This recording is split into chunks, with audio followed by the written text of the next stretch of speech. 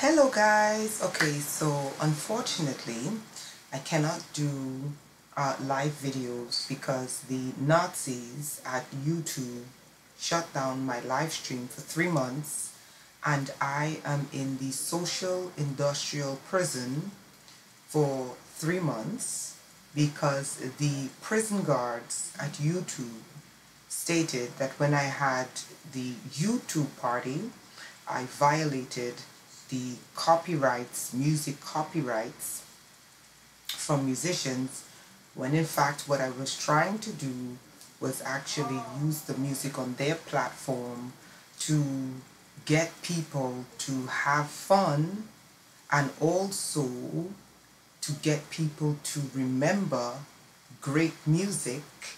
And you know what happens when people remember great music? They always go back to that content. The social industrial prison guards at YouTube shut down my page and threw me into the social industrial concentration camp for 3 months. So I am in the social industrial concentration camp for 3 months and I can't do live videos. Today's video, however, is a part of what I call the deprogramming series. Today's deprogramming is called The Myth of a Chosen Race. There is no such thing as a chosen race on this planet. However, on this planet we do have fully genetic human beings, and we have partially genetic human beings, and we have genetics on this planet that is not human.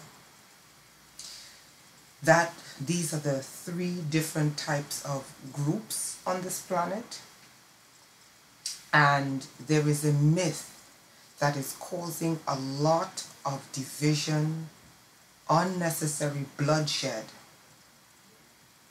death and destruction and pain, and along with it the destruction of ancient cultures and history and way of doing things by the myth of a chosen race. Now, in our deprogramming segment today, I am going to show you why there is no such thing on this planet called a chosen race. Some would argue the chosen race was chosen to have the knowledge of a particular God. I call bullshit on that argument, because before that God showed up 5,000 years ago, mankind had knowledge of right and wrong. Therefore, mankind had the knowledge of universal law. Were there people on earth who used their chosenness? And I'm going to show you why the real chosen people on this planet. When mankind chose to go against universal law, okay, he or she, whoever, did so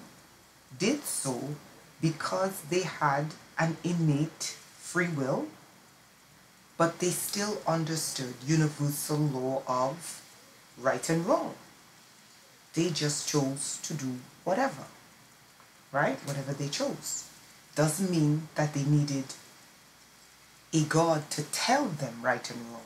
The universe that gives life with the knowledge of right and wrong. And I would point an example of a baby, a newborn baby. Have you ever seen a baby that is evil? Neither have I. Why is it that babies are filled, unless you're Chucky, or Rosemary's Baby are filled with an incredible, abundant amount of love. Think on that. Why are babies born with an incredible amount of love?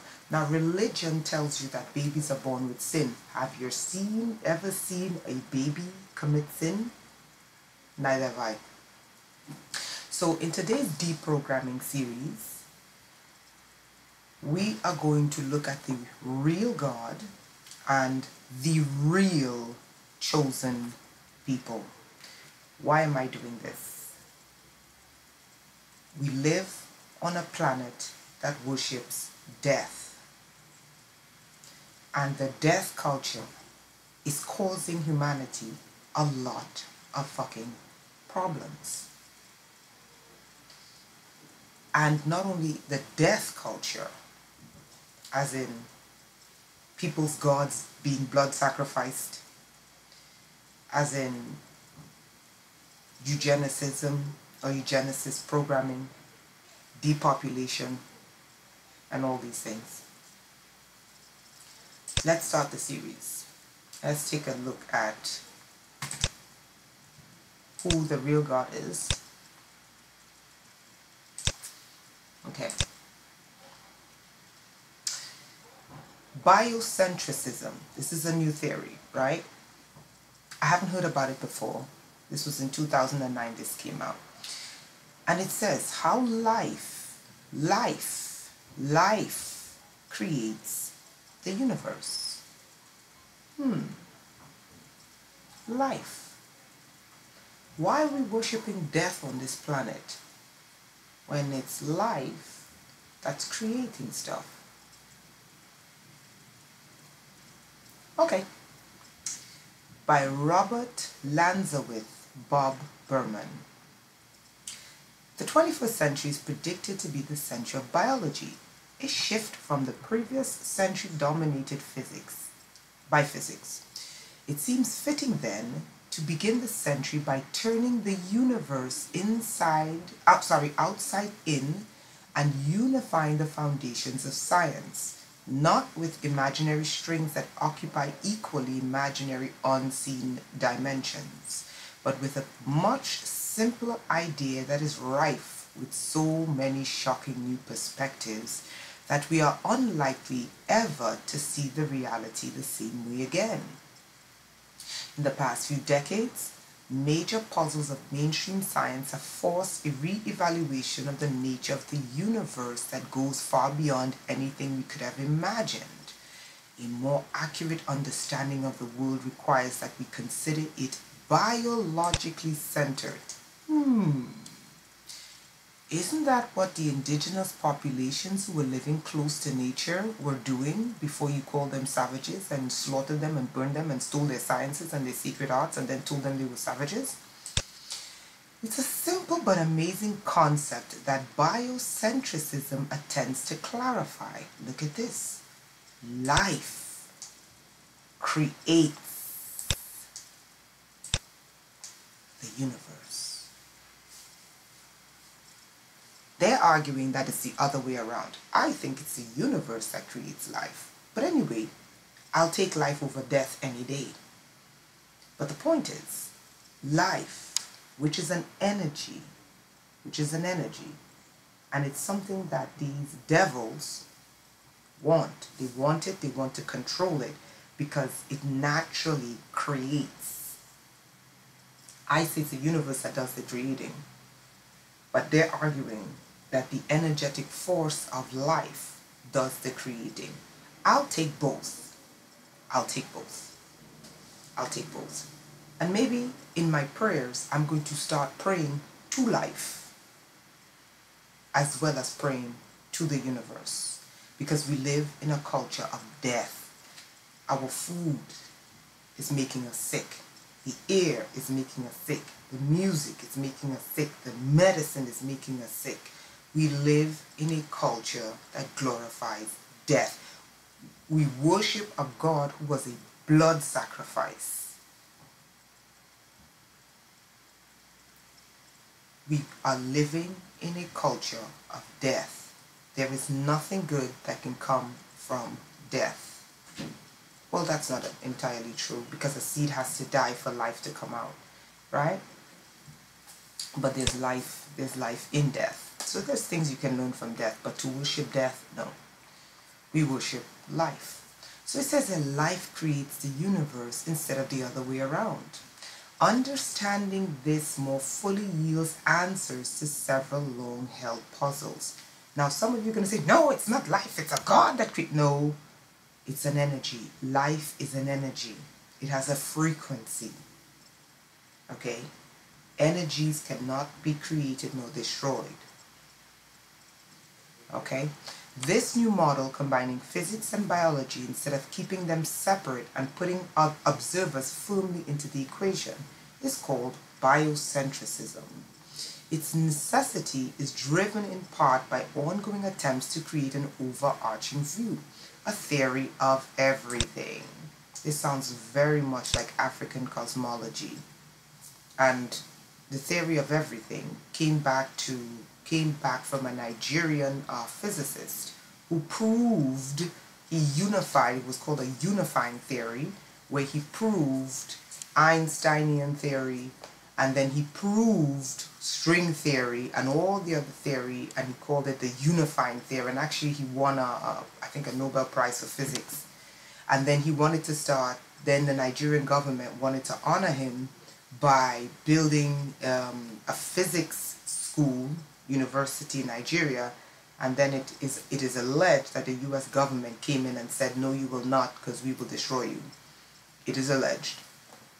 Such efforts have now stretched for decades, without much success except as a way of financially facilitating the careers of theoreticians and graduate students. Could the long-sought theory of everything, this is not new. This is stolen from an African physicist with the unifying theory. Okay, the theory of everything. Let me just go look him up, the theory of everything and the unifying theory, to show you that I'm not making this up. I believe he was Nigerian.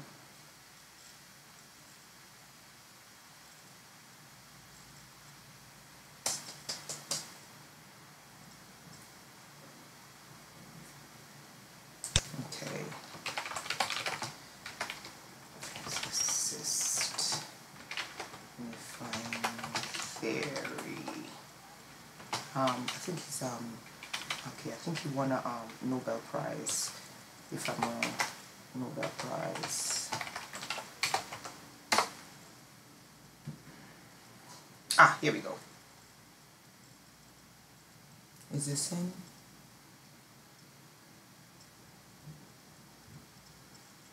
Yes, the unified field theorem. Yep, that's him. Ah, he was from my former college. No, this was taken in my... Okay, so you have to excuse me that it's a little bit slow. Aibo was a mathematician of the African diaspora, and he basically unified physics into the unifying theory. And the US government came after, I think it was Nigerian. Yeah, he was from Nigeria. The US government came after them when Nigeria wanted to honor him, and they wanted to build schools for science. The US government came after the Nigerian government and told them, we will destroy you if you do, because he was an African.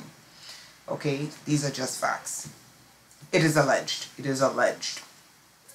Okay, all right, so 1952, Ida, Kogi State, Nigeria. You can look up his credentials here.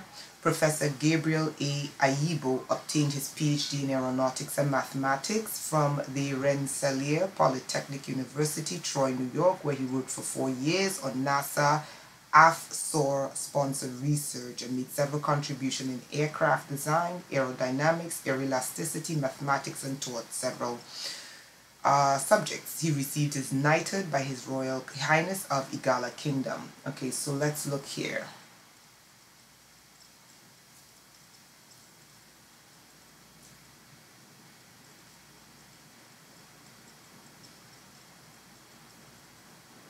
Okay, he was, from what I know, he was, okay, This is from my former school. They're saying he wasn't nominated for Nobel Prize. From what I heard, he was nominated for Nobel Prize. Okay, so they're saying here it's not true. I don't buy it. I don't buy one bit. Okay, let's go into, I'm sorry, I don't buy anyone's lying credentials, because they came after him. You know, they really came after this man because he was a black mathematician who proved he used African cosmology to unify the theory of the universe, like that Einstein couldn't figure out. And he proved it with what is known as the unifying theory, this guy.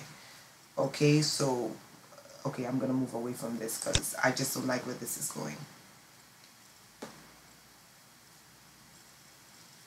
And it's going to take 500 years. Okay. Okay, see? I told you he was nominated for a Nobel Prize. And my former university is saying it's a lie, he wasn't nominated. Whatever.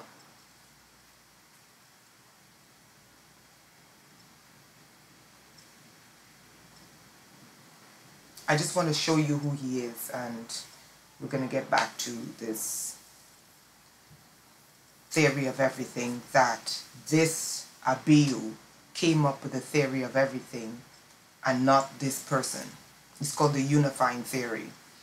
Okay, Abiyu lines up again for Nobel Prize in Math and Physics. Meanwhile, you're having a university saying that he was never even nominated. I mean, can you make this shit up? Now you know how they stole my work and gave it to someone else, right? Now you can see with your own eyes how they stole my iPod and Kindle that I invented and gave it to someone that didn't look like me. Unbelievable.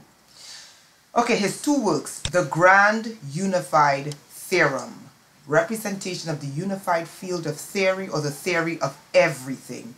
This article is telling you, could the long sought theory of everything, this theory of everything, the unifying theory, is what Abiyu, he studied African cosmology and was able to show where Einstein got it wrong.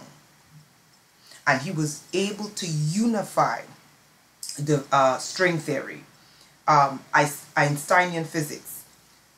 He was able to unify, hold on, there's two other types of physics that he was able to include into his theory. And what he did is he used the African cosmology of everything. And that's why he won. I believe he was nominated for the Nobel Prize for Physics. Okay? And the Grand Unified Theorem, discovery of the theory of everything and the fundamental building block of quantum theory, have caused major reviews on the subjects in Europe and in the Americas. And it was the US government that came after the Nigerian government and told them, you will not build universities and train Africans on physics, otherwise we'll destroy you. I'm just saying what happened to him. Okay, so you can read more about him again. And yes, you see what I said to you? So you have an American university that's saying he wasn't nominated, and here you're seeing that he was nominated again for a Nobel Prize in Math and Physics. This is how they stole my iPod and Kindle, gave it to someone else, and then basically tried to erase me from off the planet. They do it all the time, right? And I'm not saying all of the US government, I'm just saying the faction that believes that the only brilliant minds on this planet look a certain way are the ones who did it, right? So you can read up on him here, okay? All right, so let's go back to this theory of everything that was created by an African man, a black African man, the greatest physicist to live, okay? A black African man who used ancient African mathematics and science to prove and to show where Einstein went wrong. Okay. But most of these comprehensive theories fail to take into account one crucial factor: we are creating them. Okay, so this is saying it is a biological creature that fashions the story. So it's saying that biology and the science of life, okay, this life force Christians call God, Muslims call Allah, whatever. I don't worship a God that has a name. I will pray to life and I'll pray to the universe. That's as far as you'll get me. Okay, so you can read this article. So let's go back. So now that we understand that that was a deprogramming segment, we understand that there is a life force, whether it's the universe that's creating the life or it's the energy of life that's giving birth to the universe. Okay, we understand that there is a force that gives life. We live on a planet where we are being overrun by a force that brings death. Okay, now we're going to go into, now we understand that it's either life or the universe, one or the other, chicken or the egg, whichever one came first, is what some call God. Okay, here is where the major deprogramming is taking place. The so-called ideology of a chosen race is a myth, and I'm going to disprove why that is a myth. Let's look at here. Every human follicle on this planet is distinctly different from the other. My hair follicles are different from yours, yours are different from the next person, to the tune of 8 billion people. Let's look at it. We know that everyone's hair is different. It's part of what makes us who we are.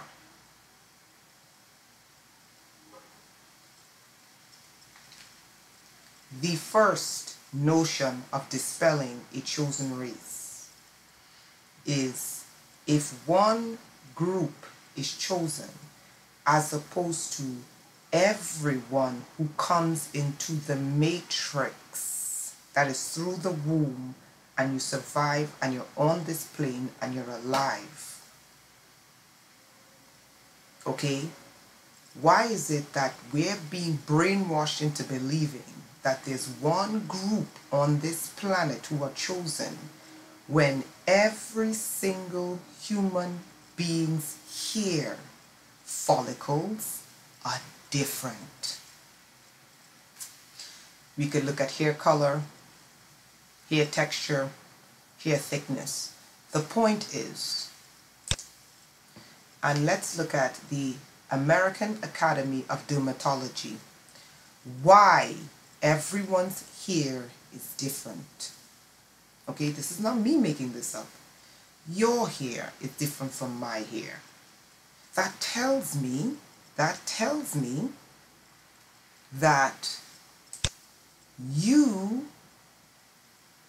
your existence is chosen. My existence is chosen. Why? Your hair follicles are different from my hair follicles. Let's look at fingerprints. Let's do a quick review of our fingerprints. Fingerprints are tiny ridges and patterns on every finger that you have.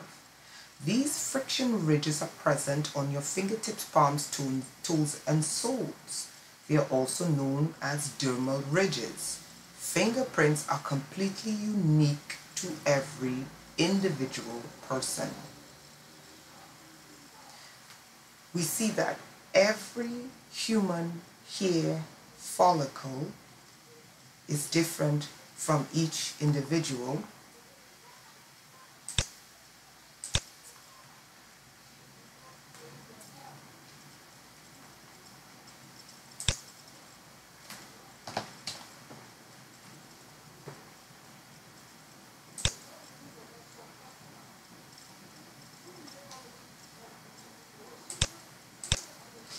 I guess the gatekeepers of lies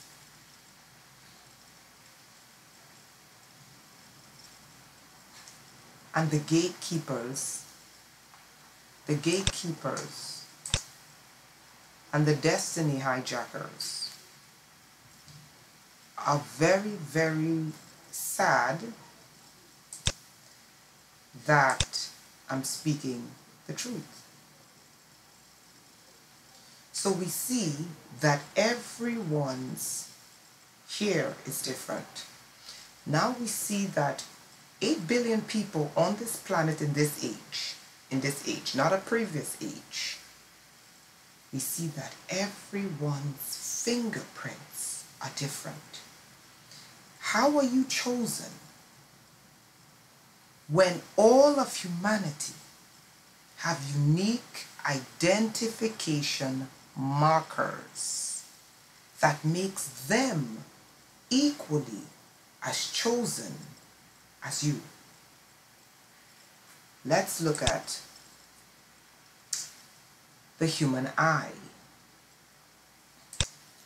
While a fingerprint, this is 17 of, I think, 51 markers, 51 facts about the human eye. The human eye, 51 facts about your eyes. Let's go to 17. While a fingerprint has 40 unique characteristics, an iris has 256. This is why retinal scans are increasingly being used for security purposes. A retinal scanner uses infrared light to map the unique pattern. Let's go there again. We see this, we keep seeing these words of unique and pattern together when we identify human markers, things that make you and I chosen by the universe, not by some God, not by some 5,000-year-old deity. Things that make you chosen and me chosen.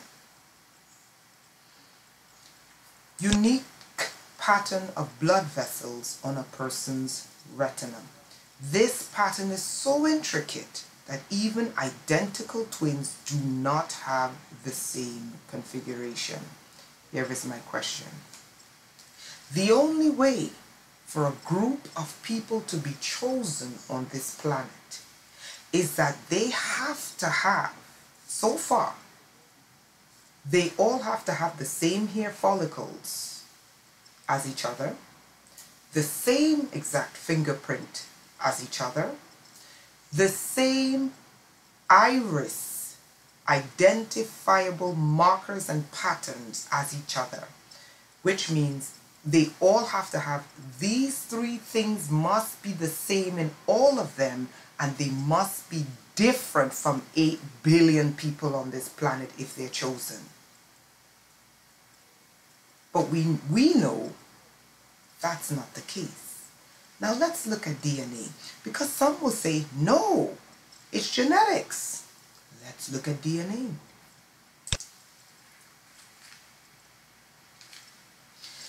DNA varies more widely from person to person. Genetic maps reveal. This is from the National Geographic News. The genetic makeup of the human race is more varied than previously believed, new research shows.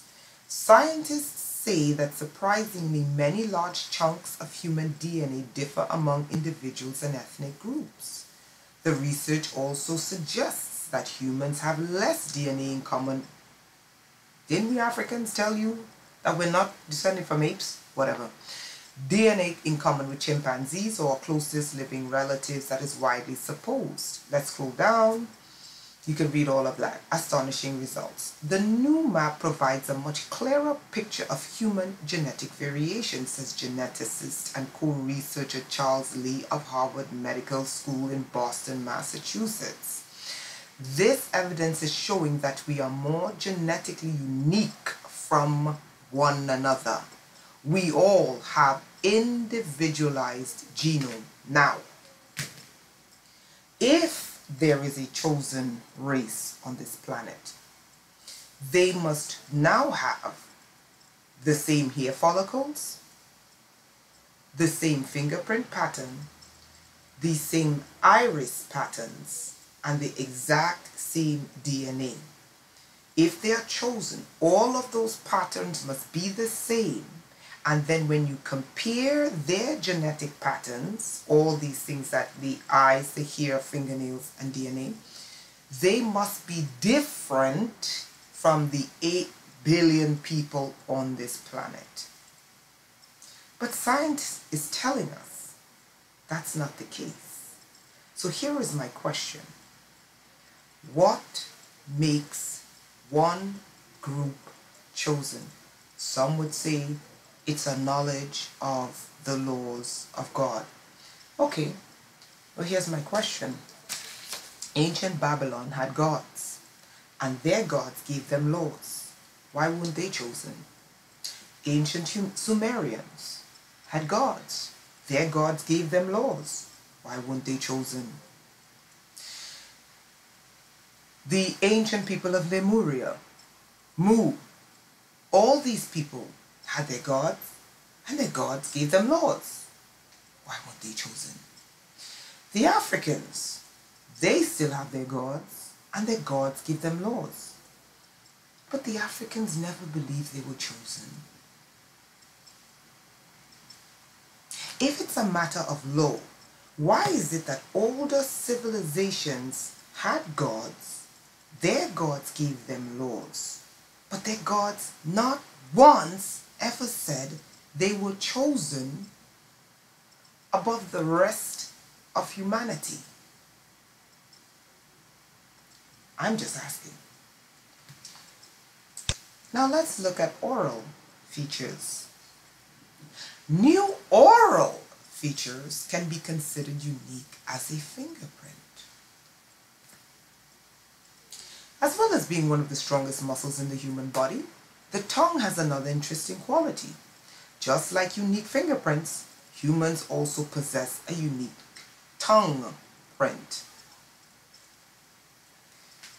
Doesn't all of this science tell us that unless the chosen people do not have human DNA, do not have fingerprints, do not have a tongue print, do not have iris prints, do not have differentiating hair follicles from the rest of humanity, we have to ask ourselves, why are we allowing the notion that there are chosen and not chosen? When we look at science and when we look at the life-giving force in this universe, it tells us life, whether you pray to life or you pray to the universe. I'm going to incorporate praying to life every day because I like that concept. Life tells us, the life-giving energy tells us, and I'm going to pray to the destroyers, two of my enemies, and the universe tells us we're all chosen. We are all chosen. There is no such thing as supremacy or inferiority. There is no such thing as chosen versus unchosen. There is no such thing as dominion over anyone else. Science tells us we are all chosen. There is no such thing as a chosen race. The second lie is that there is no such thing as superiority versus inferiority. So my question is, why are we following a religion that tells us that a specific God tells a specific people they're chosen over the rest of humanity. And why are dumbass people following this bullshit that is causing us death and destruction on this planet? It is causing division on this planet. It is causing bloodshed on this planet. It is causing racism on this planet. It's causing hatred towards non-chosen people versus hatred towards chosen people. When science that we can prove tells us every single thing that makes you and me different, and we both exist on this plane at the same time, which tells us we're equally chosen. Didn't your founding fathers in the United States say, even though they had slaves, hypocrites, didn't your founding fathers say all men are created equal? So how do we have this notion of chosen versus non-chosen? Our deprogramming segment for today, dispelling the myth of chosen versus non-chosen. There is no such thing as a chosen race. There is no such thing. Why there is no such thing? Because science says that even among their own chosen, they all have different hair follicles. They all have different fingernails. They all have different eye patterns. They all have different DNA. They all have different oral features. They all have different skin cells, which makes each and every one of them of the chosen race equally as chosen to those that the sky fairy came to and told them that they were chosen. And we can prove throughout history, from all the ancient religions, they all had gods, but not one of their gods were bold enough to say, they all had gods and great empires, but not one of their gods dared to say that they were chosen. Why are we buying this bullshit? We are all chosen by the life energy and the universal energy. Now what you choose to do with your chosenness is your goddamn business. Okay? We're all chosen. Have a wonderful evening. And I know I'm going to get a lot of flack for this, but you can all kiss my ass. I will not accept anyone stating that they have a divine right to be chosen over me. If you want to believe that bullshit, you believe it. Let them choose your ass, and so do you, because their sky fairy told them that they should dominate you. But as for me, I am chosen. I am chosen because I have unique identifiers that makes me chosen. And I'm not going to let anyone and any fucked up religion tell me otherwise. The choice is yours. Have a great day.